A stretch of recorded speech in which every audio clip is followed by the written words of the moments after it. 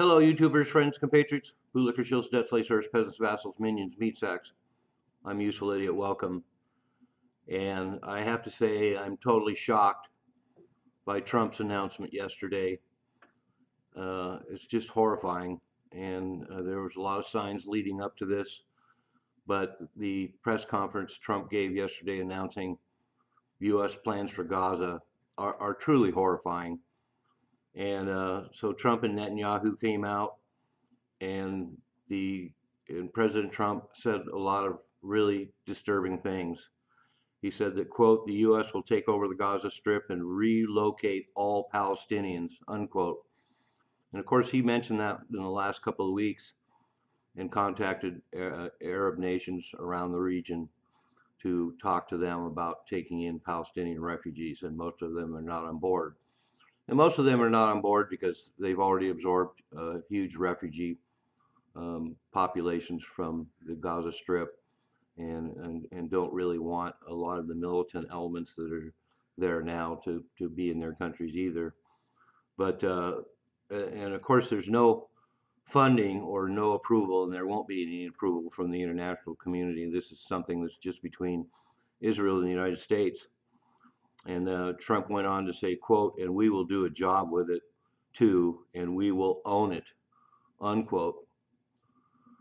He went on to say, quote, the U.S. will be responsible for dismantling all the dangerous unexploded bombs and other weapons, leveling the site and getting rid of the destroyed buildings, level it out, and create an economic development that will supply unlimited jobs and for the people in the area, unquote. So he's made it very clear that per Israeli plans, Gaza will be completely leveled and will be redeveloped. And when he talks about unlimited jobs and opportunities in Gaza, he's not talking about Palestinians, he's talking about Israelis.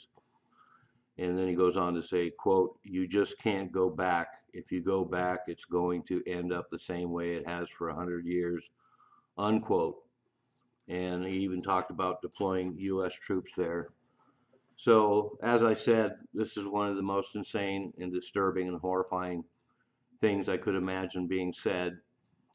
And we've known that the Israeli plans all along were to completely destroy and level Gaza and redevelop it into an Israeli region, confiscate all the gas deposits off the coast, and redevelop Gaza into a luxury resort for Israelis. And we've even seen the diagrams and blueprints and imagined buildings being built in Gaza to make Gaza into what Trump even called the Riviera of the Middle East, unquote. And as I mentioned, we've seen signs leading up to this. Of course, during Trump's first administration, he wanted to move the capital of Israel to Jerusalem, which was a huge slap in the face to the Palestinians. And then we've seen him coddle Netanyahu for those 4 years, and now he's only been in office for 2 weeks, and he's gone all the way. He's all in. And we've also seen the fact that Trump approved a week or so ago more 2,000-pound bombs for Israel so that they can finish the job in Gaza.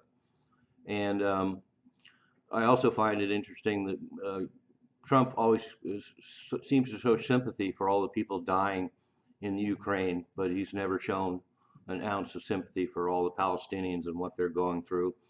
And so this should be no surprise. And so this is unbelievable. And then the fact that he talks about U.S. troops being involved. Is he talking about U.S. troops going in there now and finishing off the Palestinians, which will be a complete bloodbath? And for someone who brags about not getting the U.S. in any wars, the idea of him sending U.S. troops into Gaza now is certainly dashing that against the windshield. Just unbelievable.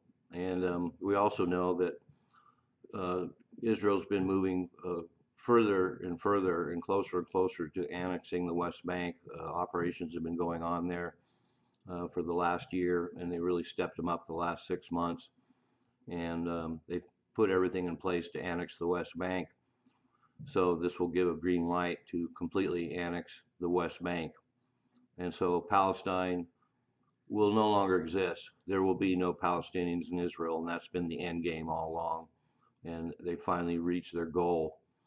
And I also have my theory that one reason why Trump has taken over this program and says the U.S. will own it, because it takes all the burden off of Israel. Because if Israel did that alone, they would get the condemnation of the entire international community. And now the burden has been placed on the U.S., and Netanyahu could move full steam ahead and not have to suffer the same kind of repercussions he would if he'd done this all by himself. So in essence, Trump has taken the heat off of Netanyahu for the inevitable complete destruction of the Palestinian people in Gaza and the West Bank.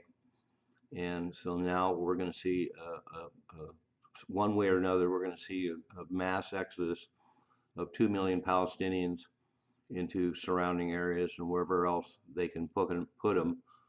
But this is a sad day. This is a truly sad day for the Palestinians. Unbelievable ending of their story. This is a sad day for the United States, and this is a sad day for the world. I hardly know what to say. I'm a useful idiot. Don't you be one too?